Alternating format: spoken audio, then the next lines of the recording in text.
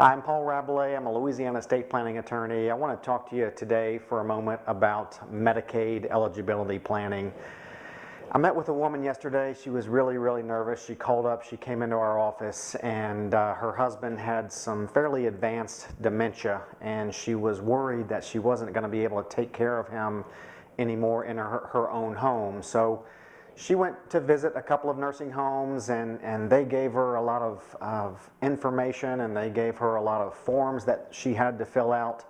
A lot of what they gave her was a Medicaid application and some lists of some documents that she needed to provide, but none of that really did any good for her unless her husband was going to be eligible for Medicaid. So she was lost, and I spent a few minutes with her. We talked a little bit about the Medicaid eligibility rules, about if you're married and one spouse is in a nursing home and one spouse is at home, then that couple can have a house and a vehicle, and in addition to that, another roughly $109,000 of assets. So taught her a little bit about that, and then I started asking her about her assets, her and her husband's accounts and that type of thing. So I asked her what she owned, and she really didn't know. She knew she had a few accounts, but she didn't know how much those accounts were valued at. So I really had to just send her home, and she's going to meet with her financial advisor today to figure out exactly what she has, because so much of this Medicaid eligibility planning is based on the value of what you own when you enter a nursing home.